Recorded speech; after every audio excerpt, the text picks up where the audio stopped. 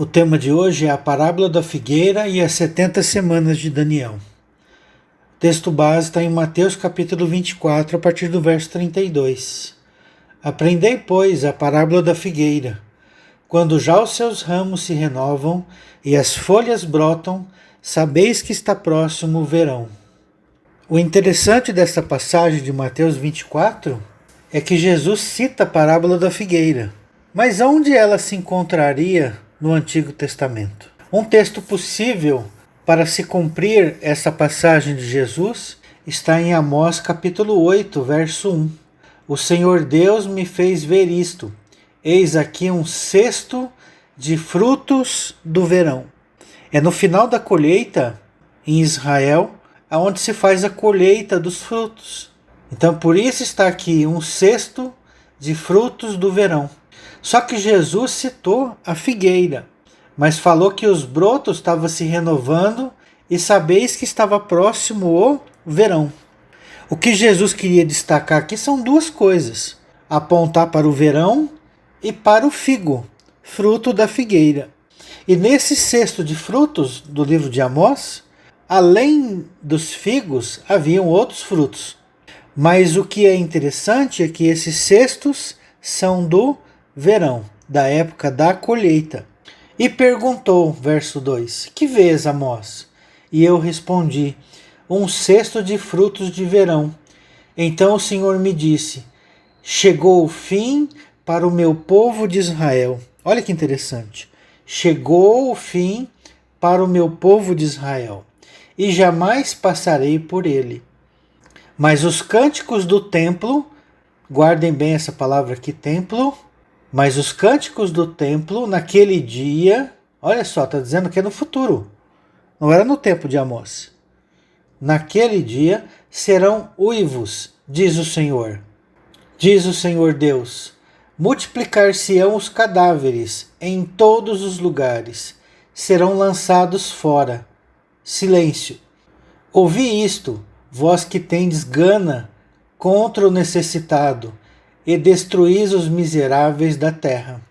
Então Deus está dando uma repreensão contra os ímpios, dizendo, quando passará a festa da lua nova, para vendermos os cereais, e o sábado para abrirmos os celeiros de trigo, diminuindo o efa e aumentando o ciclo, e procedendo dolosamente com balanças enganadoras?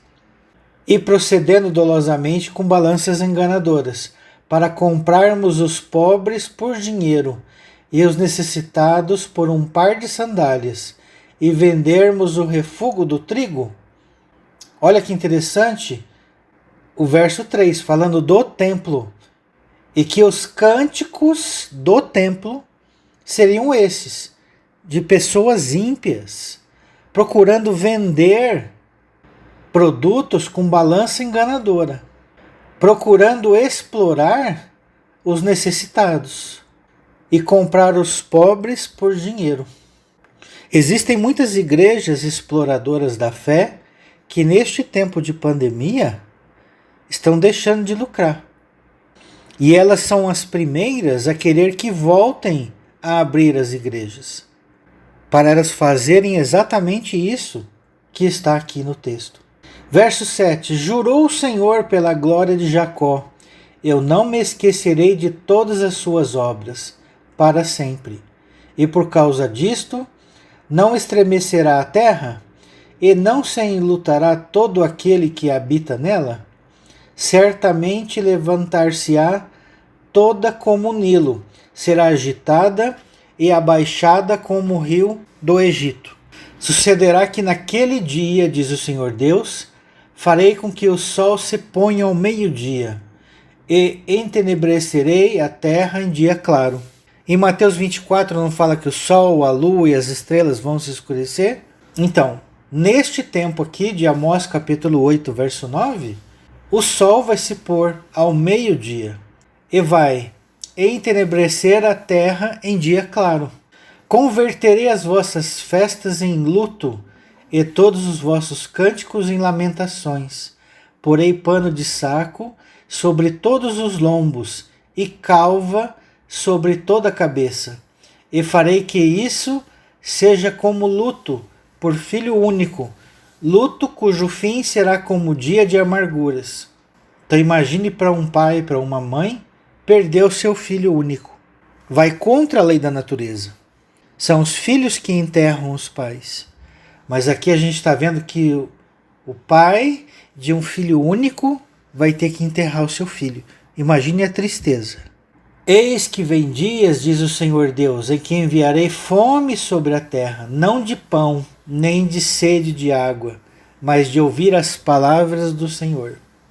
Então serão tempos escassos de você encontrar a palavra de Deus, pura e genuína. E nestes tempos de pandemia, as igrejas não estão fechadas? Quantos crentes estão procurando a palavra de Deus neste tempo de quarentena? Ou será que eles estão desesperados, com medo de perder emprego, com medo de passar fome?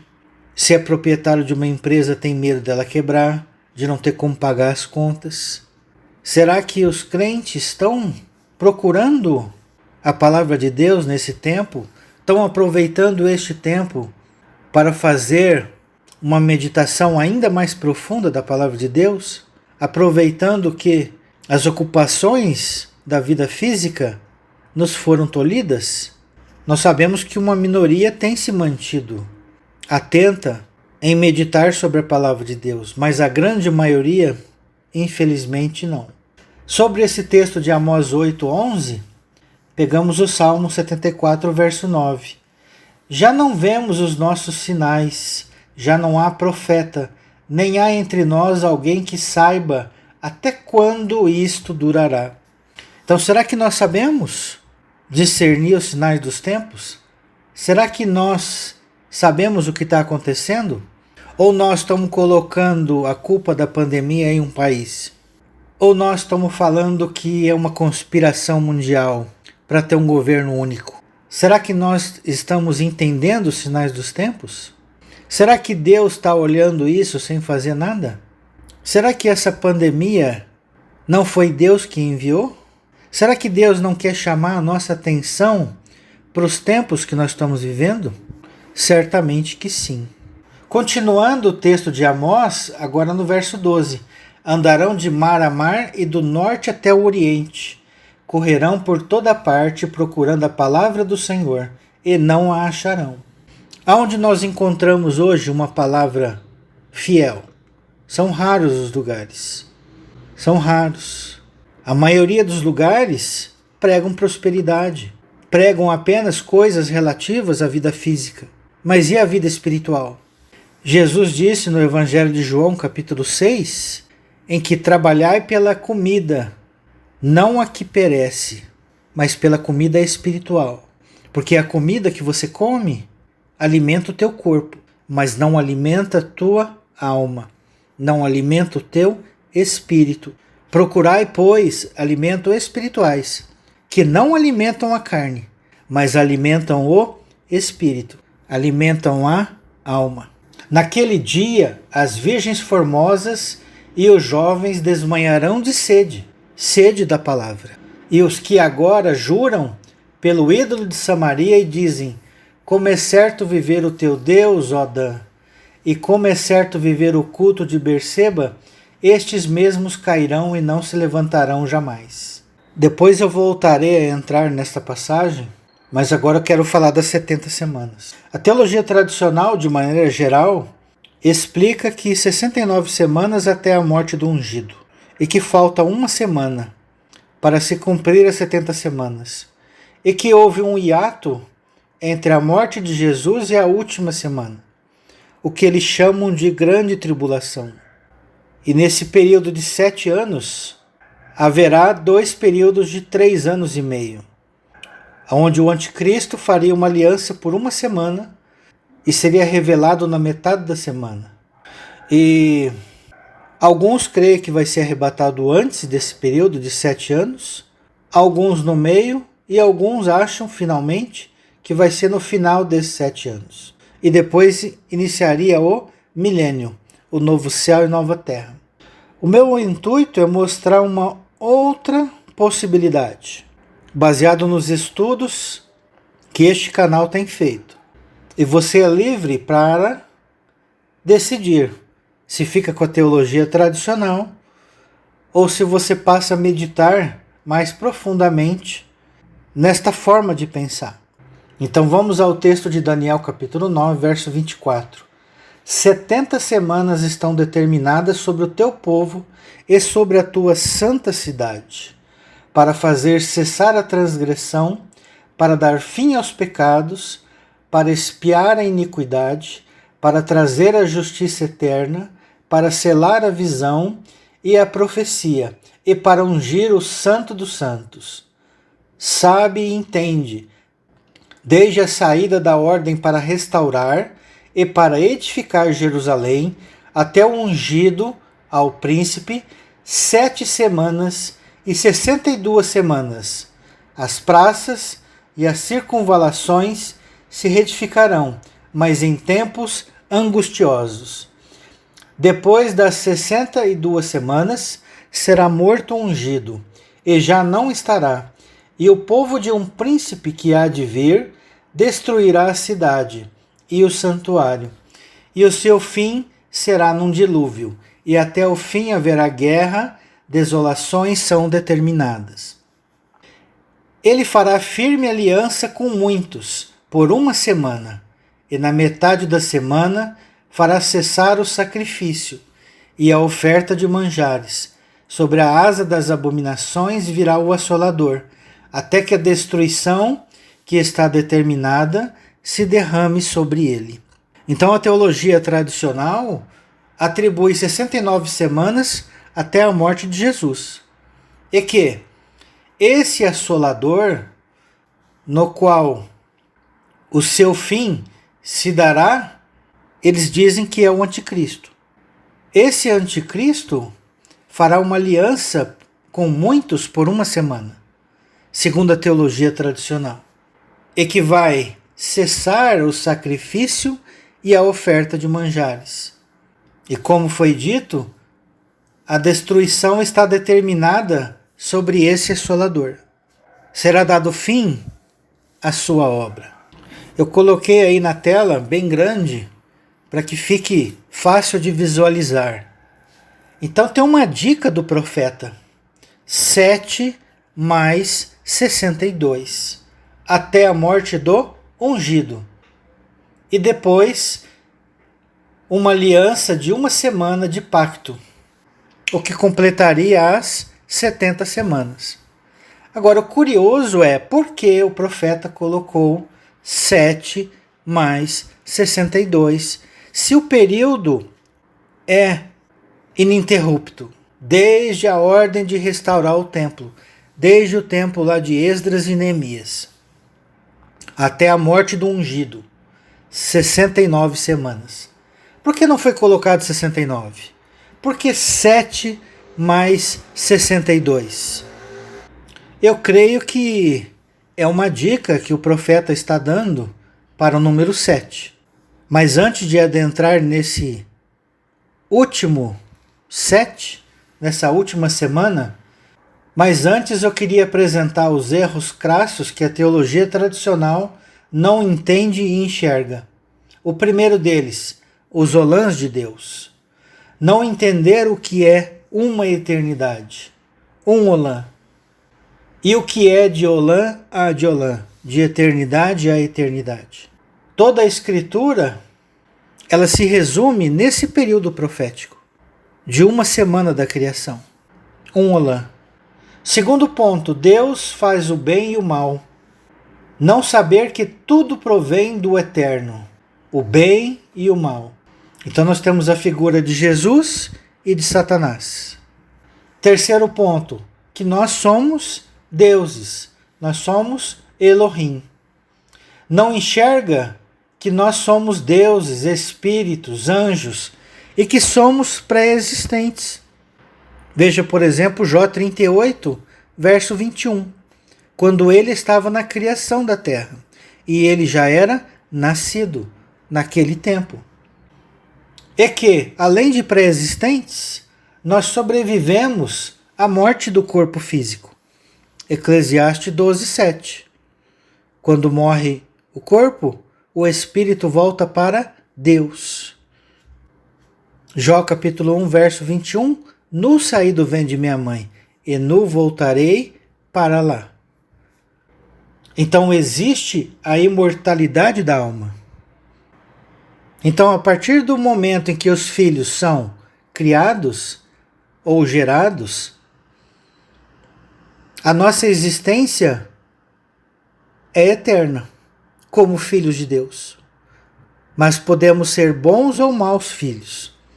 Podemos ser filhos obedientes ou rebeldes. Mas somos filhos de Deus. Conforme Jesus disse aos fariseus, lá em João capítulo 10, quando o acusaram de ser Deus, de ser o Eterno. E Jesus disse que ele era filho de Deus, citando o Salmo 82, verso 6. E incluía os fariseus, porque o verso 6 fala no plural: vós sois deuses, vós sois Elohim. E além da imortalidade e da nossa pré-existência, nós renascemos muitas vezes sobre a terra, na carne, para crescermos até a estatura do varão perfeito. E o item 4, há muitas moradas na casa de meu pai, tanto no mundo físico quanto no mundo extrafísico, ou seja, o espiritual. Então, esta semana de Daniel que está faltando, ela está em Gênesis capítulo 1. Este Olã, essa semana profética, de 7.000 anos, aproximadamente. Então, esse é um período em que Deus trabalha sobre a terra. E toda a Escritura, como eu já disse, se detém nesse período de tempo. Isso não quer dizer que não houveram outros Olãs e de que não haverá outros Olãs posterior ao término do Olã bíblico. Salmo 90, verso 2, de eternidade a eternidade, ele é Deus. De Olã a de Olã. Então, se nós desconsiderarmos todas essas coisas, fica difícil de entender os propósitos do Eterno. Fica difícil de entender as problemáticas que existem na vida física. Uma criança que morre no ventre materno, para onde ela vai? Para o céu ou para o inferno? Para o seio de Abraão ou para o abismo? Ela está salva ou está condenada? E não é como alguns da teologia tradicional apregoam de que somente quando a criança nasce é que Deus coloca o Espírito nela. Sopra o Espírito e ela passa a ser alma vivente. Não, desde o momento da concepção, Deus já coloca um espírito para aquele feto, para aquela criança. Tanto é que na barriga da mãe, ela se mexe. Não é movimento físico involuntário. Tanto é que quando a mãe fala algum assunto de interesse da criança, ela se mexe na barriga. Uma mãe pode confirmar isso que eu estou falando. E tanto é que está na própria Bíblia. Quando Maria conversava com Isabel sobre o fruto do ventre dela, Jesus se contorceu no ventre de Maria, de Miriam. E poderia aqui citar outros casos. A criança que morre com 1 ano de idade, 1 dia de vida, para onde ela vai? Aquele que nasce deficiente mental, que não tem condições de ouvir o Evangelho, de aceitar Jesus, para onde ele vai? Então, se nós desconsiderarmos a pluralidade das existências, se nós desconsiderarmos os Olãs, fica difícil de responder essas questões. Eu diria até mais, fica impossível de responder. Impossível de que maneira? De acordo com o caráter de Deus. Porque se Deus é bom, se Deus é justo e Deus não faz acepção de pessoas, ele não pode privilegiar um em detrimento de outro. desprezando a vida em outros planetas da mesma maneira.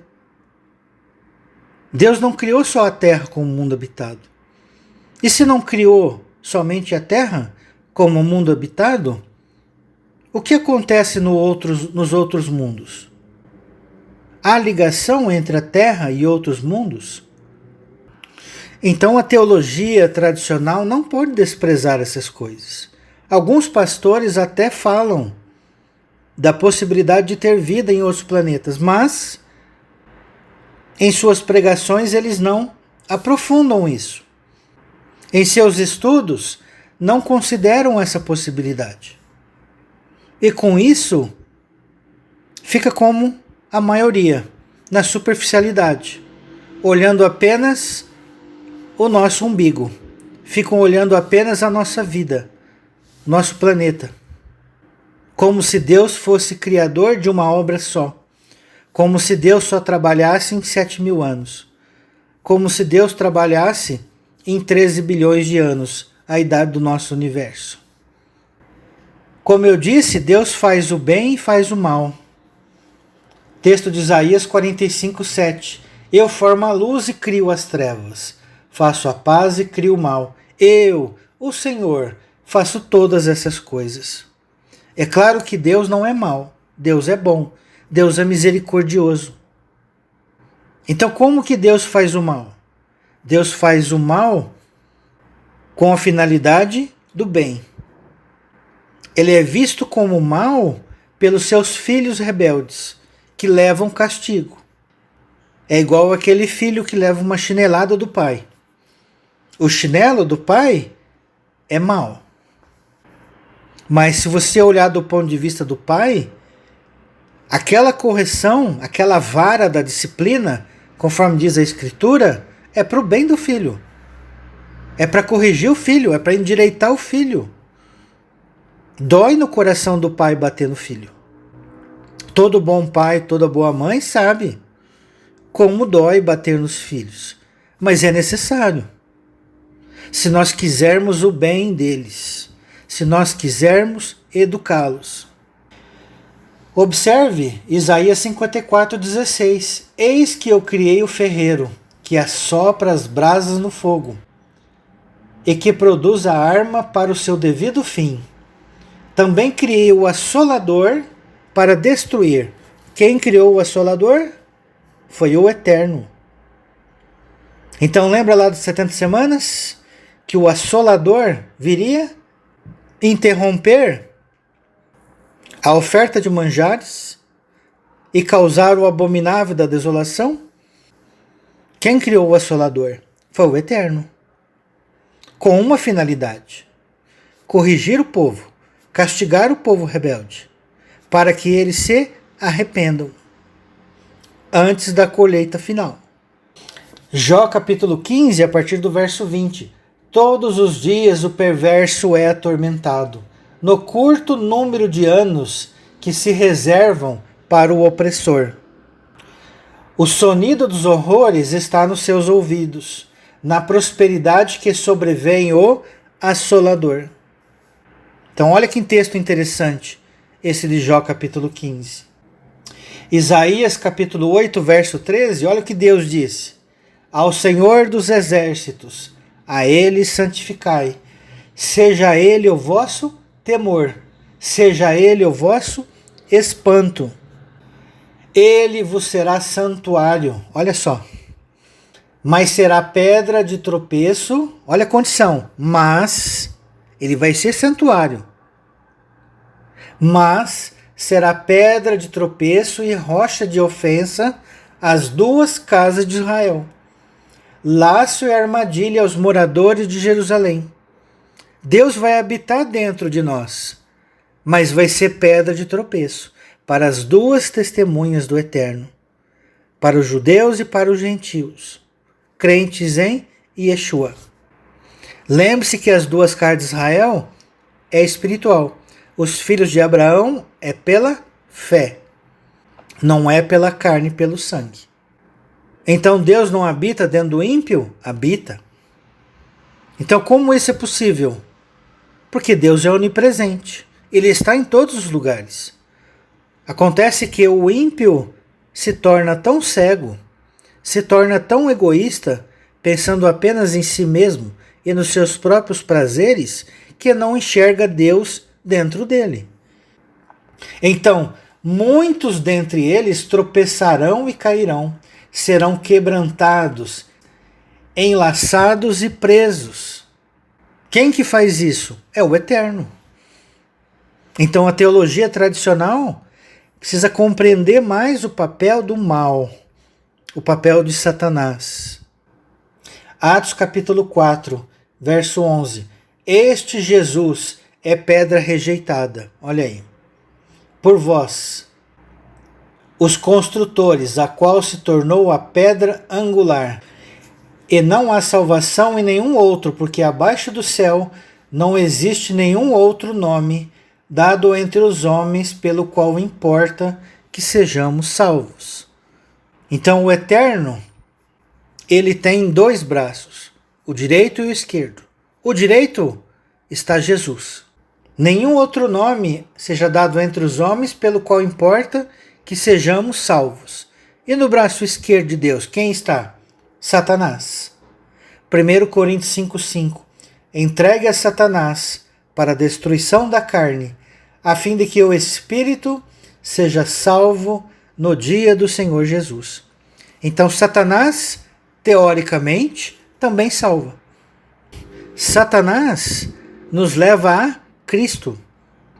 Quando nós nos encontramos no fundo do poço, quando nós nos encontramos desesperado, cansado de sofrer, nós clamamos a Deus por salvação. Aí entra Yeshua para nos resgatar e nos levar até o Pai. Então observe que a mão esquerda e a mão direita de Deus, o bem e o mal, têm o propósito de salvar e reconduzi-los até Ele, até o Eterno, até o seio do Pai. Vamos agora para Oséias capítulo 6, verso 1. Vinde e tornemos para o Senhor, porque Ele nos despedaçou e nos sarará. Fez a ferida e a ligará. Quem que fez? Foi o Eterno. Ele nos despedaçou e Ele nos sarará. Ele fez a ferida e Ele a ligará. Depois de 2 dias, nos revigorará. Ao terceiro dia nos levantará e viveremos diante dele. Conheçamos e prossigamos em conhecer ao Senhor como a alva. A sua vinda é certa, e ele descerá sobre nós como chuva serôdia, que rega a terra. Que te farei, ó Efraim, que te farei, ó Judá, porque o vosso amor é como a nuvem da manhã e como o orvalho da madrugada que cedo passa. Então Deus está lamentando com Efraim e com Judá, as duas casas de Israel. Está dizendo que o amor deles é como uma nuvem da manhã e como o orvalho da madrugada, que quando o sol sai, logo some, logo vai embora. Por isso, no verso 5, Deus disse: os abati por meio dos profetas, pela palavra da minha boca, os matei. Mas será que matou mesmo? De que maneira? Espiritualmente. Não é no sentido literal. A morte espiritual na Bíblia não significa deixar de existir. Os filhos de Deus, quando são criados, eles se tornam eternos. Então eu os matei, e os juízos sairão como a luz. E os meus juízos sairão como a luz, pois misericórdia quero, e não sacrifício, e o conhecimento de Deus mais do que sacrifício, mais do que holocausto. Quem citou essa passagem? Jesus. Então Deus quer misericórdia, Deus quer bondade no coração, Deus quer o nosso coração limpo e puro. Deus não quer rituais exteriores que nós fazemos na igreja, na sinagoga, seja lá onde for. Deus quer que nós conhecemos a Ele de verdade. E será que a teologia tradicional conhece o Eterno de verdade? Será que a teologia tradicional prega que Deus faz o mal no sentido de salvar, de resgatar? Ou será que ainda pensam que exista alguém lutando contra Deus? Um tal de Satanás, de Lúcifer, que fica disputando com o Eterno. Como se o Eterno não fosse soberano. Como se o Eterno não fosse todo-poderoso. A gente precisa entender o papel de Satanás na vida do homem, se quisermos compreender os propósitos do Eterno. Ezequiel capítulo 9, verso 1. Então ouvi que gritava em alta voz, dizendo: Chegai-vos, vós executores da cidade, cada um com a sua arma destruidora na mão. Eis que vinham 6 homens a caminho da porta superior, que olha para o norte, cada um com a sua arma esmagadora na mão, e entre eles certo homem vestido de linho, com um estojo de escrevedor à cintura. Entraram e se puseram junto ao altar de bronze. Então vinha do norte 6 homens. 6 é número de homem. E o que vem do norte na escritura é um mal. Observe nas profecias, por exemplo, em Jeremias, a panela inclinada para o norte. Então esse texto aqui, por exemplo, de Ezequiel capítulo 9, Deus traria juízo sobre uma cidade chamada Jerusalém. A glória do Deus de Israel se levantou do querubim sobre o qual estava, indo até a entrada da casa. E o Senhor clamou ao homem vestido de linho, que tinha o estojo de escrevedor à cintura. Então quem é este homem vestido de linho? É Jesus, é Yeshua. Ele disse: passa pelo meio da cidade, pelo meio de Jerusalém, e marca com um sinal a testa dos homens que suspiram e gemem por causa de todas as abominações que se cometem no meio dela. Então era para fazer o quê? Aqueles que suspiram e gemem por causa da impiedade, por causa da maldade dos ímpios, esse homem de linho, ou seja, Jesus, escreveria o sinal de Deus, a marca do Espírito Santo, ou melhor, 777. E disse mais: aos outros disse, verso 5, ouvindo eu, passai pela cidade após ele, e sem que os vossos olhos poupem, e sem que vós compadeçais, matai. Matai a velhos, a moços e a virgens, a crianças e a mulheres, até exterminá-los. Mas a todo homem que tiver o sinal, não vos chegueis, começai pelo meu santuário. Então Jesus teria que passar lá, e aqueles que não tivessem a marca do Espírito Santo seriam mortos. Literalmente, não. É no sentido espiritual. É a morte espiritual. Por quê? Porque quando esse homem de linho se fizesse carne na terra, ele pregaria um evangelho, o evangelho do Eterno, o evangelho do Pai. E aqueles que crescem teriam a vida eterna, o 777. E aqueles que não creram já estariam condenados. Mas olha aqui, está pedindo para matar crianças. Então quer dizer que essas crianças vão para o inferno? Então essas crianças vão ser mortas espiritualmente? Vão. Peraí, então você está indo contra tudo que você já disse até agora? Não. Por quê? Porque dentro desta criança existe um ser antigo.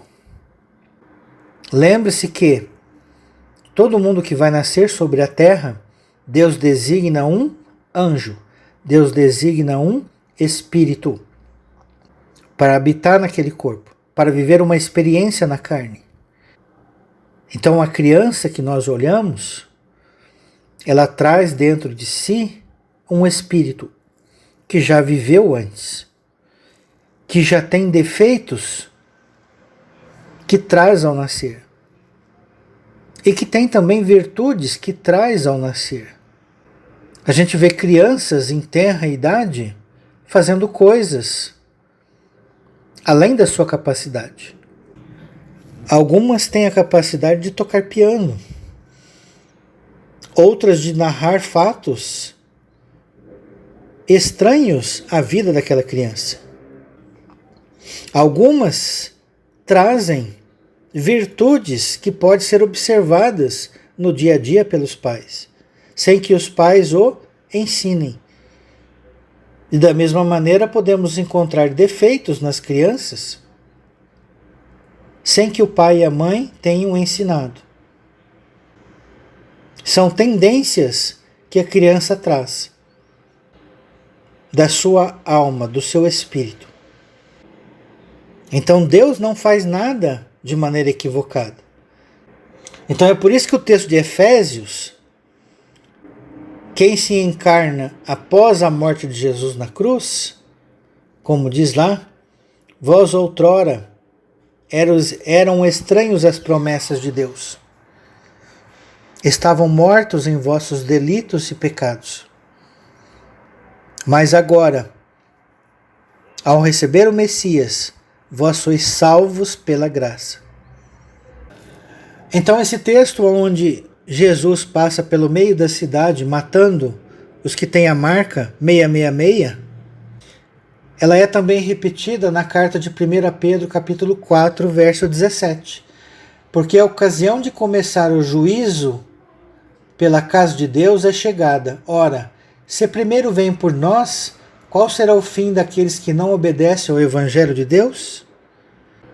Então o livro de Ezequiel fala assim, começai pelo meu santuário, no verso 6. Voltando a Ezequiel, vamos para o verso 7. Então começaram pelos anciãos que estavam diante da casa. Por quê? Quanto mais velho, mais viveram, mais pecados têm. Mais tempo tiveram de ouvir o Evangelho.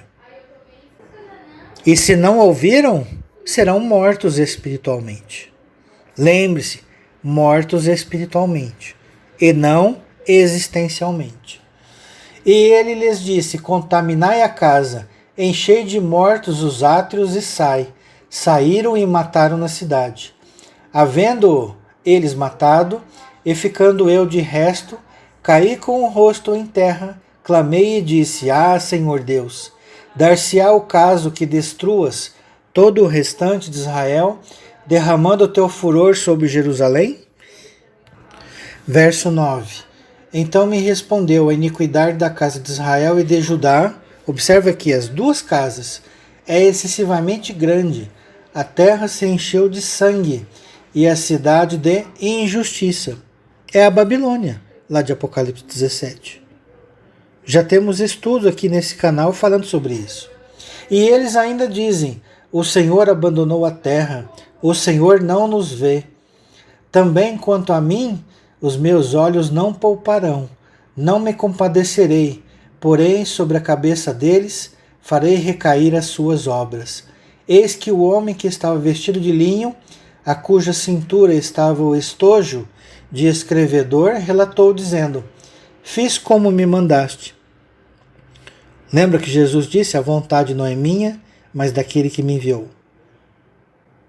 Então Jesus veio sim para salvar, mas também veio para matar, entre aspas.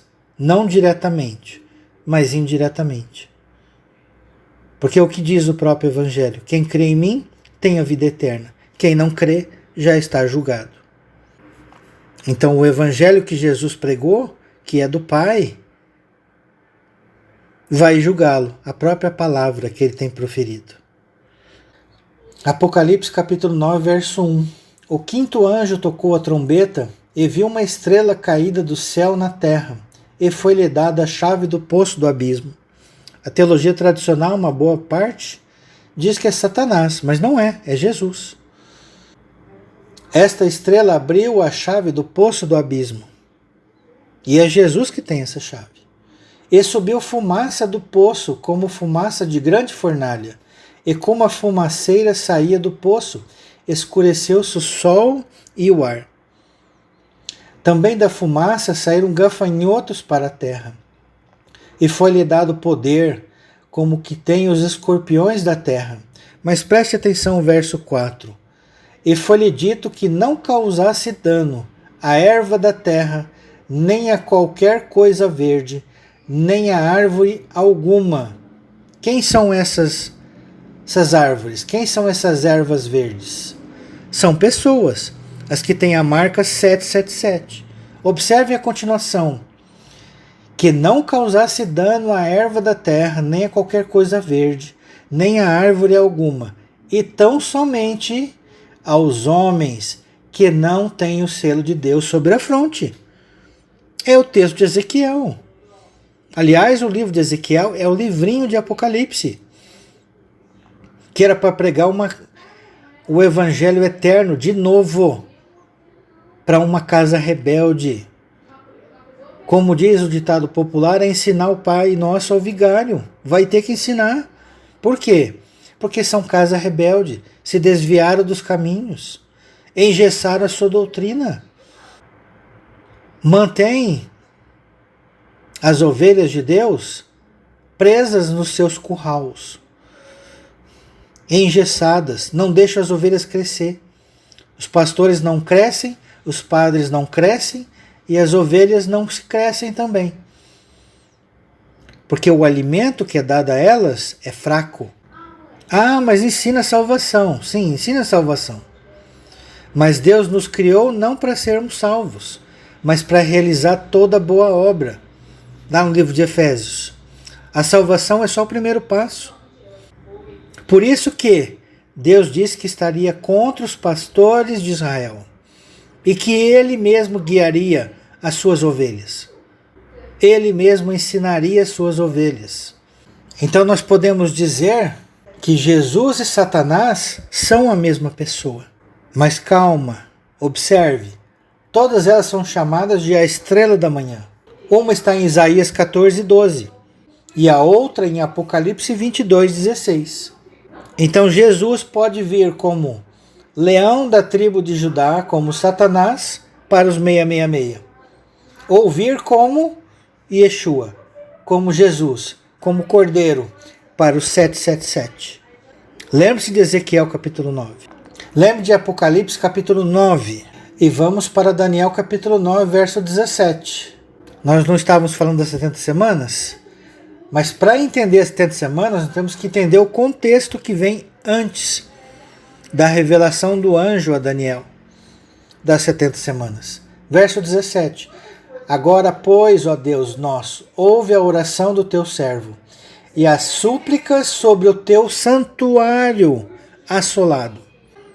O que foi assolado? O santuário. Então, o que quer dizer esse santuário assolado? Será que Daniel estava se referindo ao templo literal em Jerusalém de 4 paredes? Não. Ele estava falando do verdadeiro santuário, onde Deus habita. Lembra o texto de Isaías que eu acabei de ler, há minutos atrás? Que ele faria morada aos filhos das duas casas de Israel? Faze resplandecer o rosto por amor do Senhor. Então a profecia das 70 semanas de Daniel é para restaurar esse santuário, e não o de Jerusalém, literal. Verso 18. Inclina, ó Deus meu, os ouvidos e ouve, abre os olhos e olha para a nossa desolação, e para a cidade que é chamada pelo teu nome, porque não lançamos as nossas súplicas perante a tua face, fiados em nossas justiças, mas em tuas muitas misericórdias. Ó Senhor, ouve, ó Senhor, perdoa. Ó Senhor, atende-nos e age, não te retardes por amor de ti mesmo, ó Deus meu, porque a tua cidade e o teu povo são chamados pelo teu nome. Qual Jerusalém que ele está dizendo aqui? A de baixo ou a de cima? É a de cima. Lembre-se que a Jerusalém de baixo é sombra para a de cima. Lembre-se que o templo de baixo é sombra para o verdadeiro templo, a casa espiritual que vem de cima. Falava eu ainda e orava, e confessava o meu pecado, e o pecado do meu povo de Israel. E lançava a minha súplica perante a face do Senhor, meu Deus, pelo monte santo do meu Deus. Falava ainda na oração quando o homem Gabriel, que eu tinha observado na minha visão ao princípio, veio rapidamente, voando, e me tocou a hora do sacrifício da tarde. Que sacrifício que Daniel fez? Foi no templo? Não, foi no coração. E esse Gabriel era o quê? Era um anjo, era um espírito. Então observe nessa passagem toda a súplica de Daniel pelo templo que foi assolado. Verso 22. Ele queria instruir-me, falou comigo e disse: Daniel, agora sai para fazer-te entender o sentido. No princípio das suas súplicas, saiu a ordem e eu vim para te declarar, porque és muito amado. Considera, pois, a coisa e entende a visão. Aí é que Deus passa através desse anjo para Daniel as 70 semanas. Então esse é o contexto. Então, para o cumprimento das 70 semanas, teriam que ocorrer 6 coisas: cessar a transgressão, dar fim aos pecados, expiar a iniquidade, trazer a justiça eterna, selar a visão e a profecia e ungir o Santo dos Santos. Então, aquelas 69 semanas para reconstruir e edificar o templo, qual que é? É do coração do homem. Ah, mas literalmente não está falando do templo de Jerusalém? Está. Mas lembre-se que o templo em Jerusalém, como eu já disse, é sombra para o verdadeiro templo. Deus está ensinando coisas espirituais para crianças espirituais. Elas são ainda imaturas para compreender a realidade eterna.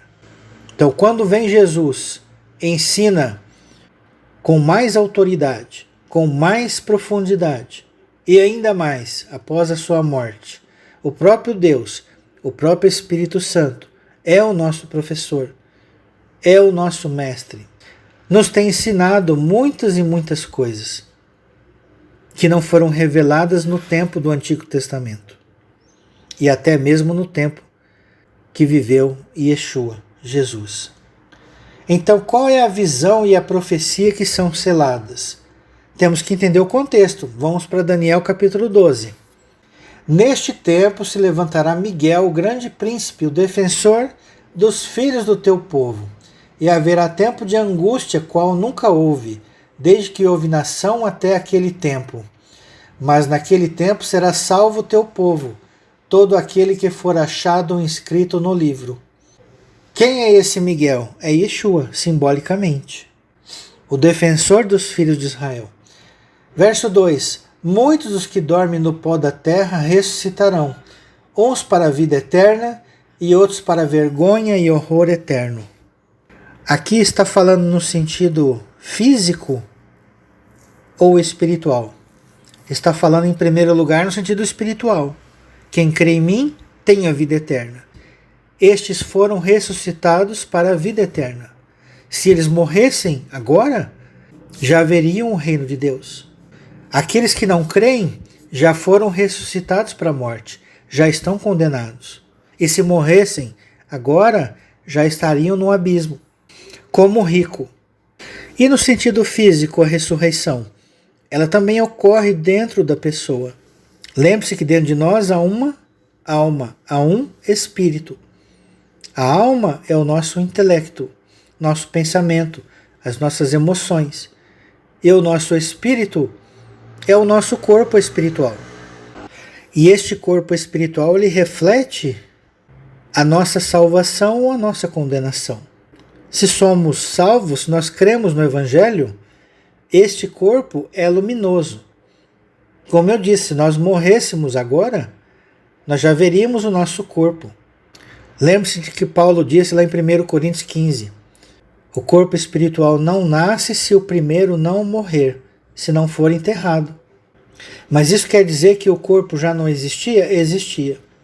Mas o homem de carne e sangue não consegue enxergar o seu corpo espiritual, somente após a morte do corpo.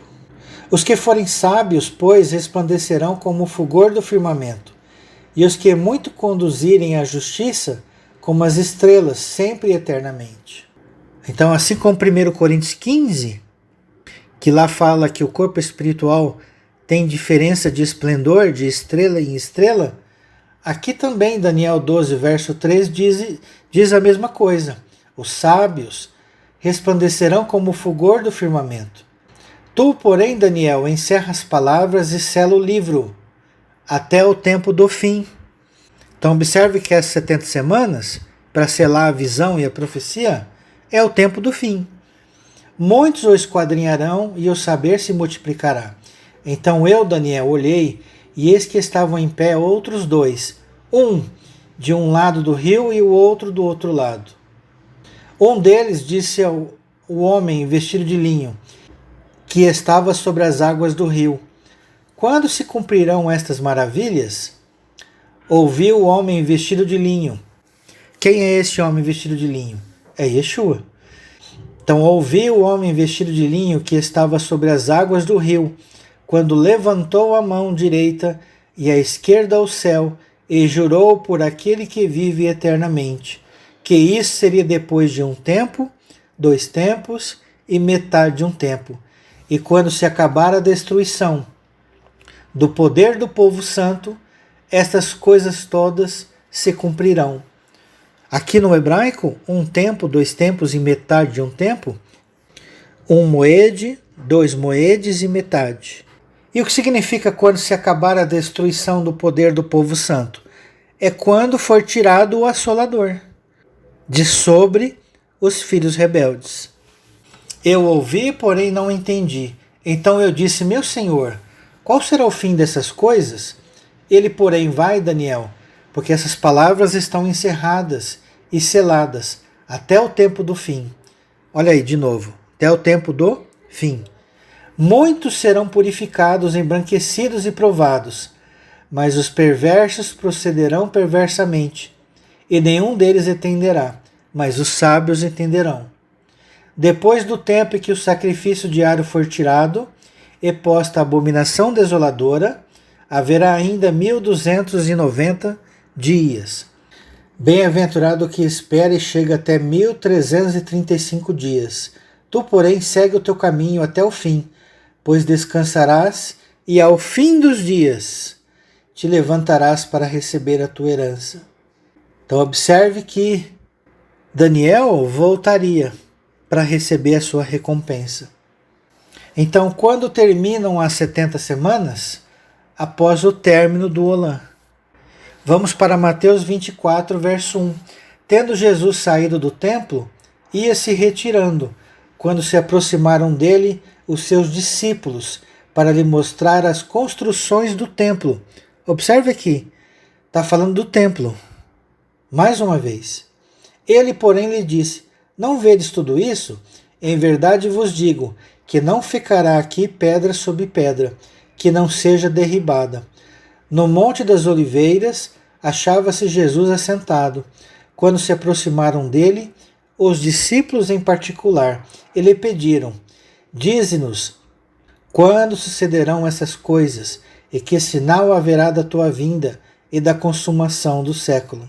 Então nós temos aqui 3 perguntas em uma. A primeira: quando sucederão essas coisas? Ou seja, a destruição do templo físico de Jerusalém. Segunda, o sinal da tua vinda. Terceiro, a consumação do século. Infelizmente, a teologia tradicional, na maioria das vezes, transformam essas 3 perguntas em apenas uma. Então, tem alguns que dizem que já ocorreu, tem alguns que dizem que vai ser lá no final do tempo, mas na verdade nós temos que saber separar as 3 perguntas. Porque em Mateus capítulo 24 e 25, Jesus responde estas 3 perguntas. Então a primeira: quando sucederão essas coisas?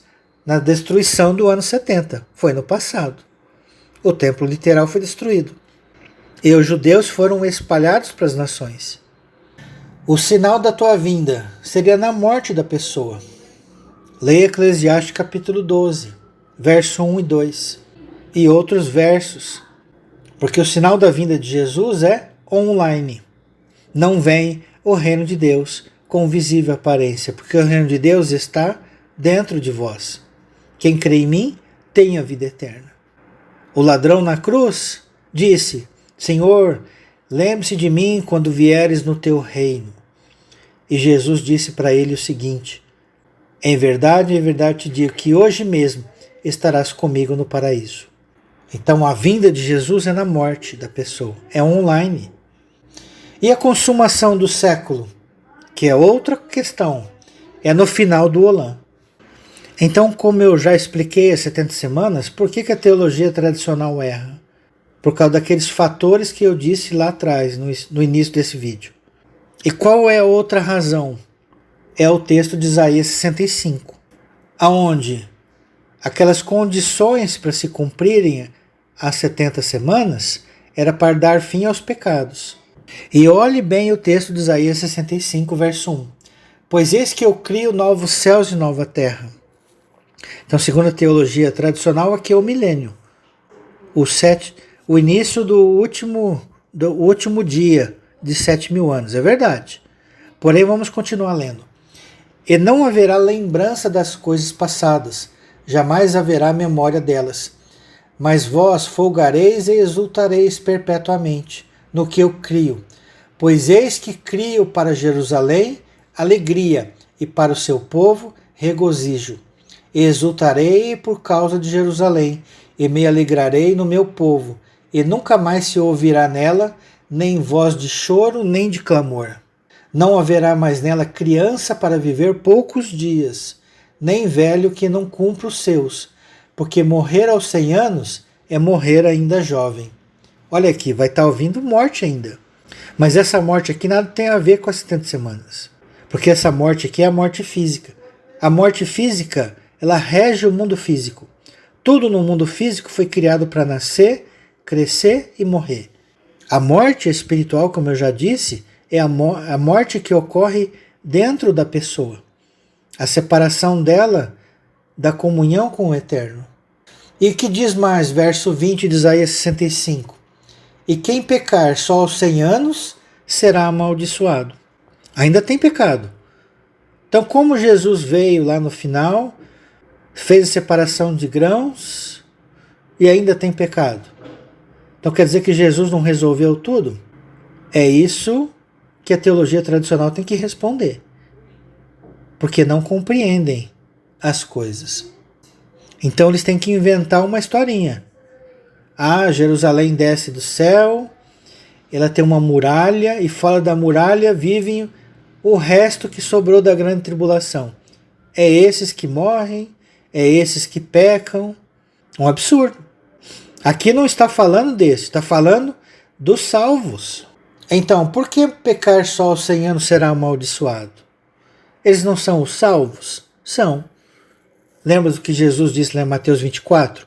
E quem perseverar até o fim será salvo. Então eu estou salvo e não sou salvo. Não chegou o fim ainda? Não chegou o final do Olã? Então eu tenho que me manter salvo. De que maneira? Caso eu peque, peça perdão e me arrependa. O que diz o Novo Testamento? Quem diz que não tem pecado é mentiroso. Então, enquanto nós não chegarmos à estatura do varão perfeito, nós continuaremos pecando ainda. Só deixaremos de pecar quando chegarmos à estatura do varão perfeito. E isso não acontece do dia para a noite. Ela vai até o final do Olã. Então, esse é o grande erro de quem interpreta 70 semanas de acordo com a teologia tradicional. E quando verá o fim? 1 Coríntios 15, verso 24. E então virá o fim, quando ele entregar, ele quem? Jesus, entregar o reino ao Deus e Pai. Por que ele vai entregar o reino? Porque já não tem mais morte, já não tem mais pecado. Observe, quando houver destruído todo o principado, bem como toda a potestade e poder, porque convém que ele reine até que haja posto todos os inimigos debaixo dos pés. O último inimigo a ser destruído é a morte. Que morte é essa? É a física? Não. É a morte espiritual. A morte espiritual é a que faz o pecado. Se eu não me arrepender, eu morro espiritualmente. Por isso que Isaías 65 diz lá: aquele que pecar só aos 100 anos será amaldiçoado. Será amaldiçoado se não se arrepender. Voltando para a parábola da figueira e o texto de Amós do cesto de frutos, vamos para Mateus 24, verso 32. Aprendei, pois, a parábola da figueira. Quando já os seus ramos se renovam e as folhas brotam, sabeis que está próximo o verão. Assim também vós, quando virdes todas essas coisas, sabeis que está próximo às portas. Em verdade vos digo que não passará esta geração sem que tudo isto aconteça. Lembre-se que eu falei que o problema da teologia tradicional era desprezar o Olã, o entendimento do Olã? Então tem irmãos que interpretam que esse texto vale só para aquela geração de Jesus. Tem quem interpreta que vale só para a nossa. A resposta é para ambos, para todos, porque todos pertencem à mesma geração, ao mesmo Olã. Lembre-se, somos pré-existentes. Nascemos no ventre de uma mulher várias vezes, durante o Olã. E, após a morte do corpo físico, permanecemos vivos, a imortalidade da alma. Então não passará essas coisas sem que tudo aconteça, até o final. O Evangelho não caiu de paraquedas na nossa vida. Nós fazemos parte da história deste Evangelho. Nós já ouvimos esse Evangelho em outros tempos. Muitas vezes rejeitamos. E quem sabe, talvez só o aceitemos agora, nesta existência. Mas há pessoas que já aceitaram em tempos anteriores e que, quando nascem, já dão sinais desde pequeno de que são servos de Deus, que são crentes verdadeiros. Verso 35: passará o céu e a terra, porém as minhas palavras não passarão. Por que passará o céu e a terra? Porque virá um novo céu, uma nova terra física e um novo céu espiritual. Mas a respeito daquele dia e hora ninguém sabe, nem os anjos dos céus, nem o Filho, senão o Pai. Pois assim como foi nos dias de Noé, também será a vinda do Filho do Homem. Olha como Jesus liga o final do Olã com o dilúvio. Porquanto, assim como nos dias anteriores ao dilúvio, comiam e bebiam, casavam e davam-se em casamento, até o dia em que Noé entrou na arca. E não o perceberam, senão quando veio o dilúvio e os levou a todos. Assim será também a vinda do Filho do Homem. Então 2 estarão no campo, um será tomado e deixado o outro. E muitos acham que a gente vai ser arrebatado até as nuvens, de forma literal. Sendo que o contexto aqui é o inverso. Aquele que é deixado é que é salvo. E aquele que é levado é o ímpio, é o joio.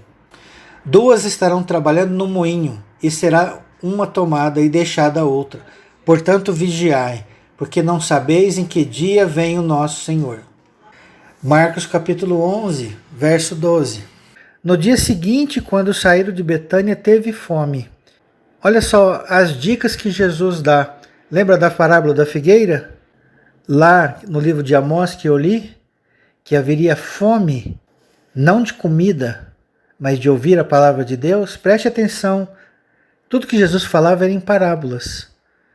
Ele falava ensinos profundos espirituais. No dia seguinte, quando saíram de Betânia, teve fome. E vendo de longe uma figueira com folhas. Ou seja, já estava se aproximando o verão. Estava se aproximando. Foi ver se ela, porventura, acharia alguma coisa. Aproximando-se dela, nada achou, senão folhas, porque não era tempo de figos. Não era tempo, não era verão ainda. Então Jesus está dando um alerta. Quando ele teve fome, ele procurou uma figueira e não achou figos. E não era tempo. Então, o que Jesus está dizendo? Está dando um alerta. Olha, ainda tem tempo. Ainda não chegou o verão. Então é preciso dar frutos à figueira. Então lhe disse Jesus: nunca jamais coma algum fruto de ti. Então lembre-se que comer do fruto dessa figueira seria de uma pessoa que não apresenta frutos do Espírito. Então disse Jesus: nunca jamais coma alguém fruto de ti. E seus discípulos ouviram isto. E foram para Jerusalém. Entrando ele no templo, passou a expulsar os que ali vendiam e compravam. Derribou as mesas dos cambistas e as cadeiras dos que vendiam pombas. O texto de Amós não fala de balança enganosa? Fala. Olha que curioso. E aqui Jesus não está expulsando do templo os vendilhões, os mortos, não está jogando para fora? Lá em Amós não disse silêncio? No capítulo 8 diz: não permitia que alguém conduzisse qualquer utensílio pelo templo. Também os ensinava e dizia: não está escrito, a minha casa será chamada casa de oração para todas as nações. Vós, porém, a tendes transformado em covil de salteadores, de ladrões. E os principais sacerdotes e escribas ouviam estas coisas e procuravam um modo de lhe tirar a vida, pois o temiam, porque toda a multidão se maravilhava da sua doutrina. E vindo à tarde, saíram da cidade. E passando eles pela manhã, viram que a figueira secara desde a raiz. Então Pedro, lembrando-se, falou: mestre, eis que a figueira que amaldiçoaste secou. Então observe esse ensino espiritual de Jesus. E esses vendilhões do templo não estavam vendendo pombos? Estavam. Quem são os pombos? Isaías 59:11. Todos nós bramamos como ursos e gememos como pombas. Esperamos o juízo e não há a salvação, e ela está longe de nós. Isaías 23, verso 15. Naquele dia Tiro será posta em esquecimento por 70 anos. Olha que curioso, 70 anos. Será que lembra 70 semanas de Daniel? Vamos continuar. Seguindo os dias de um rei, mas no fim dos 70 anos, olha que curioso, dar-se-á com Tiro, o que consta na canção da meretriz. Qual é a canção da meretriz? Lá de Apocalipse 17. A prostituta. Quem é a prostituta? É a Babilônia literal? Não. É a Babilônia espiritual. É a casa rebelde do livro de Ezequiel. Que a gente tem que ensinar de novo o Pai Nosso ao vigário. Toma a harpa, rodeia a cidade, ó meretriz. Olha aí, Isaías 23 como narra. Entregue ao esquecimento, canta bem, toca, multiplica suas canções, para que se recordem de ti. Fim dos 70 anos, o Senhor atentará para Tiro, e ela tornará o salário da sua impureza. Lembra-se de Apocalipse 17:18? Que Deus dará a paga à prostituta, à meretriz? Então, fim dos 70 anos, o Senhor atentará para Tiro, e ela tornará o salário da sua impureza, e se prostituirá com todos os reinos da terra. Todos os reinos da terra. A prostituta, de Apocalipse 17. Então, Tiro, 70 anos, 70 semanas? Canção da meretriz, Apocalipse 17? Será que faz sentido? Observe, Josué derrubou a muralha de Jericó com trombetas, rodeando a cidade. Mas no tempo do fim, não será com trombetas, mas com harpa. Verso 16 de Isaías 23. Toma a harpa, rodeia a cidade, ó meretriz, e toque a canção. Rodeia a cidade com a harpa e toca. A cidade será implodida de dentro para fora. O juízo de Deus começará por onde? Pela casa de Deus. Caiu a grande Jericó. Ops, não é Jericó. Caiu a grande Babilônia. Observe como os textos se encaixam. Salmo 49, verso 4. Inclinarei os ouvidos a uma parábola. Decifrarei o meu enigma ao som da harpa. Olha aí a harpa. Em forma de parábola? Será que Isaías se encaixa? Na parábola da arca, lá de Apocalipse 17? Porque eu hei de eu temer nos dias da tribulação, quando me saltei a iniquidade dos que me perseguem. Vou pular alguns versos, vou para o verso 11. O seu pensamento íntimo é que as suas casas serão perpétuas. Está falando do homem de carne. Ele pensa que ele vai viver para sempre. Não. Salmo 82 diz o quê? Versos 6 e 7. Vós sois deuses, sois Elohim, sois deuses, sois filhos do Altíssimo. Todavia, porém, entretanto, como homens morrereis, como qualquer dos príncipes. Então o seu pensamento íntimo é que as suas casas serão perpétuas e as suas moradas para todas as gerações. Chegam a dar o seu próprio nome às suas terras. Todavia o homem não permanece em sua ostentação. É antes como os animais que perecem. Tal proceder é estutícia deles. Assim mesmo os seus seguidores aplaudem o que eles dizem. Como ovelhas são postos na sepultura, a morte é o seu pastor. Elas descem diretamente para a cova, onde a sua formosura se consome.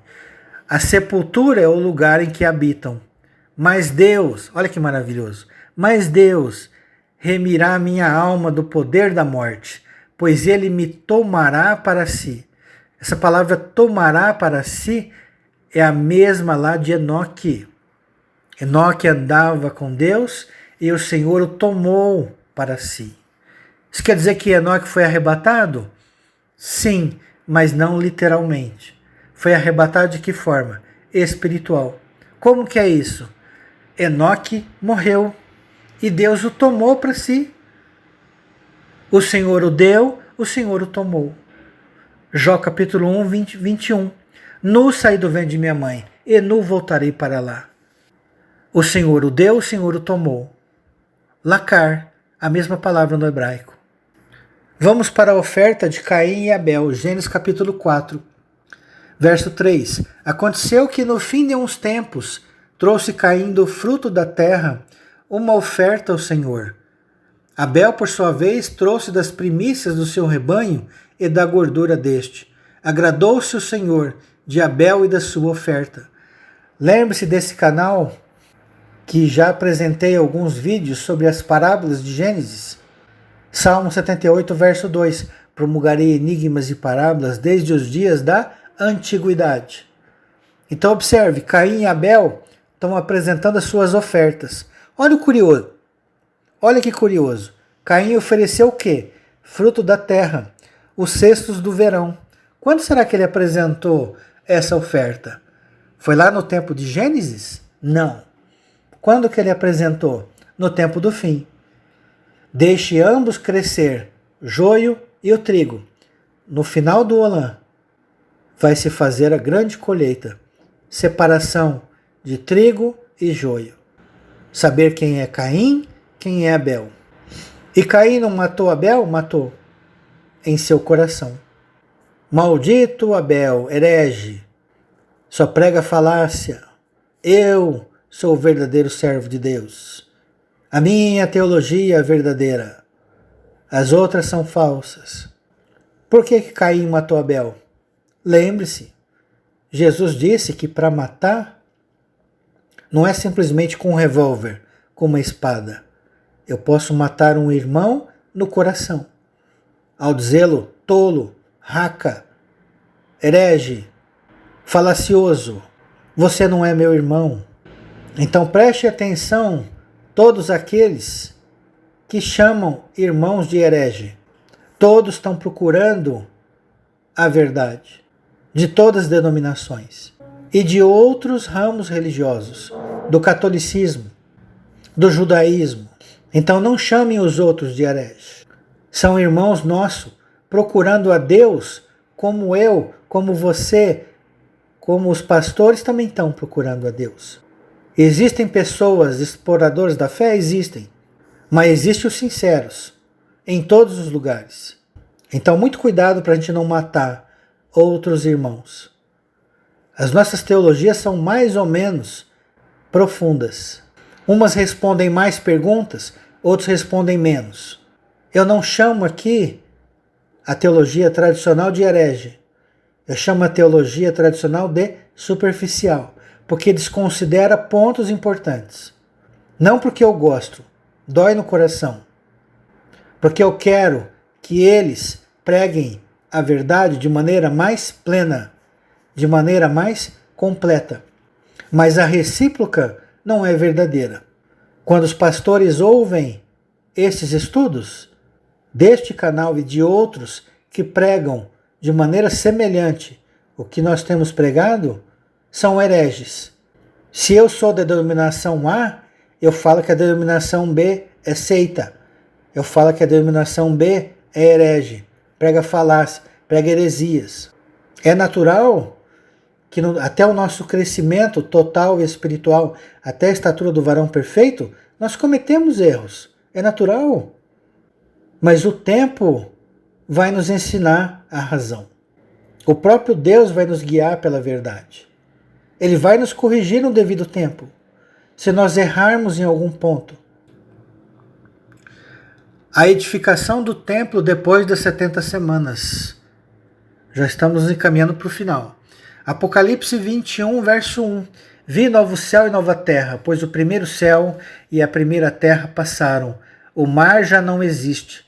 Vi também a cidade santa, a nova Jerusalém que descia do céu, da parte de Deus, ataviada como noiva, adornada para o seu esposo. Então olha o texto aqui de Isaías 65. Novo céu e nova terra. Neste tempo será construída a cidade santa, que é o povo de Deus. E será reconstruído, restaurado, o verdadeiro templo, que é dentro do coração do homem. Apocalipse 22, verso 1. Então me mostrou o rio da água da vida, brilhante como cristal, que sai do trono de Deus e do Cordeiro. No meio da sua praça, de uma outra margem do rio, está a árvore da vida, que produz 12 frutos, dando seu fruto de mês em mês. Não vai precisar mais de verão, não vai precisar mais de estação do ano. Não que a terra não as tenha, porque as leis da terra permanecerão enquanto a terra existir. Primavera, verão, outono e inverno. Porém, aqui está dizendo o quê? Espiritualmente. Que nós, os filhos de Deus, que estivermos no novo céu e nova terra, vamos dar fruto de mês em mês, e não só no verão. E as folhas da árvore são para a cura dos povos. Então, o que é a Nova Jerusalém?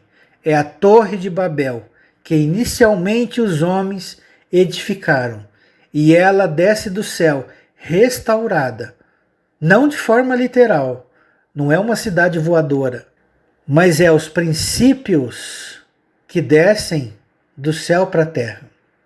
Porque quando os verdadeiros adoradores edificam a verdadeira cidade, ela vem do céu para a terra, trazendo o caráter de Deus para a terra, trazendo a lei de Deus para a terra, para ser vivenciada nos corações. E aqui eles constroem a verdadeira cidade, o verdadeiro templo, que não é um templo literal, como eu já disse, e nem uma cidade literal, como eu disse. Apesar de existir uma cidade que os homens vão fazer. Os homens vão morar em casas. Mas aqui está falando no sentido espiritual. Então, essa cidade espiritual que desce do céu é um novo povo, uma nova criatura, uma nova consciência de vida, segundo a perfeita imagem e semelhança de Deus. Lembre-se, em Gênesis capítulo 1, o homem foi formado no 6º dia, a imagem e semelhança de Deus. É uma parábola. Final do 6º dia, antes de iniciar o descanso do novo céu e nova terra. Abacuque capítulo 2, verso 1. Por-me-ei na minha torre de vigia. Aonde que estava o atalaia, o profeta? Na torre de vigia. Colocar-me-ei sobre a fortaleza e vigiarei para ver o que Deus me dirá. E que resposta eu terei à minha queixa? O Senhor me respondeu e disse: escreve a visão, grava sobre tábuas, para que a possa ler até quem passa correndo. Porque a visão ainda está para cumprir-se no tempo determinado, mas se apressa para o fim, e não falhará. Se tardar, espera-o, porque certamente virá, não tardará. Olha que importante esse texto de Abacuque, capítulo 2. Mas por que que o profeta estava na torre de vigia? Vamos ver o capítulo 1, verso 2. Até quando, Senhor, clamarei eu, e tu não me escutarás?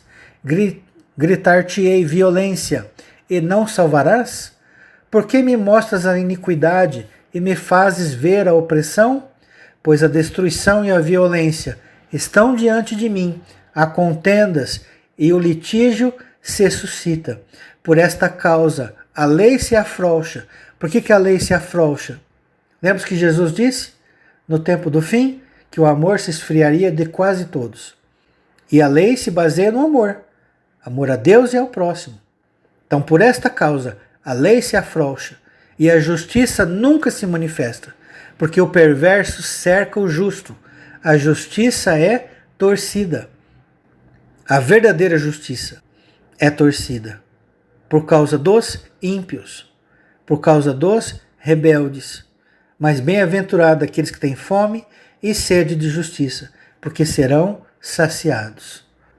Então esse profeta estava na torre de vigia e queria uma resposta. Até quando, Senhor? Marcos capítulo 13, verso 32. Mas a respeito daquele dia ou da hora ninguém sabe, nem os anjos no céu, nem o Filho, senão o Pai. Estai de sobreaviso, vigiai e orai, porque não sabeis quando será o tempo. É como um homem que, ausentando-se do país, deixa a sua casa, dá autoridade a seus servos, a cada um a sua obrigação. Preste atenção, a cada um a sua obrigação, e ao porteiro ordena que vigie. Quem é esse porteiro? Quem é esse porteiro? É o atalaia. Aonde que está esse atalaia? Na torre de vigia. Vigiai, pois, porque não sabeis quando virá o dono da casa, se é à tarde, se é à meia-noite. Meia-noite? Aonde que tem uma outra passagem como esta no Evangelho, dita por Jesus? Ah, as parábolas das 10 virgens. Vigiai, pois, porque não sabeis quando virá o dono da casa, se à tarde, se à meia-noite, e ao cantar do galo, se pela manhã, para que, vindo ele inesperadamente, não vos ache dormindo. Que curioso, que coincidência. Disse Jesus mais, o que porém vos digo, digo a todos, vigiai. Aí uma brincadeira que eu faço com os irmãos que estudam comigo, eu digo assim, enquanto isso na Babilônia as virgens dormiram, ai se não fosse os atalaias. Enquanto isso na Babilônia as virgens dormiram, ai se não fossem os atalaias. Mateus capítulo 25, verso 5. E tardando o noivo, foram todas tomadas de sono e adormeceram. Quem adormeceu? As 10 virgens. Olha só, todas dormiram, todas. Mas, verso 6, à meia-noite, que hora? Meia-noite. O que quer dizer esse texto?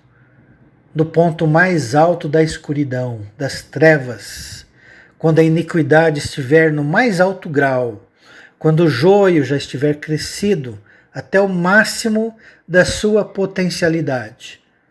Mas à meia-noite ouviu-se um grito. Grito de quem? Daquele que estava na torre de vigia. Do porteiro, que não dormiu, que não fez como a virgem tola, que não fez como a virgem prudente, que dormiram. Ele estava acordado, sabendo quando o noivo estava vindo. Mas à meia-noite ouviu-se um grito, eis o noivo, sai ao seu encontro. Então essas virgens estudaram tanto a teologia tradicional que se enfadaram, cansaram e acabaram dormindo. Não tiveram entendimento para discernir os tempos. Não tiveram discernimento para entender os propósitos do Eterno. Eclesiastes capítulo 12, verso 12 diz: Demais, filho meu, atenta, não há limite para fazer livros, e o muito estudar é enfado da carne. Ah, isso quer dizer que eu não posso estudar? Claro que pode. Por que o estudar é enfado da carne? Porque para a carne, estudar muito cansa. Por isso que as noivas dormiram, porque elas estavam preocupadas com as doutrinas da carne e não com a doutrina do Espírito. Por quê?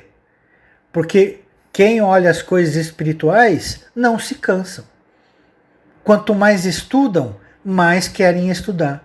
E quanto mais estudam, maior o regozijo, maior a alegria, maior a satisfação. Então, por que essas 10 virgens dormiram?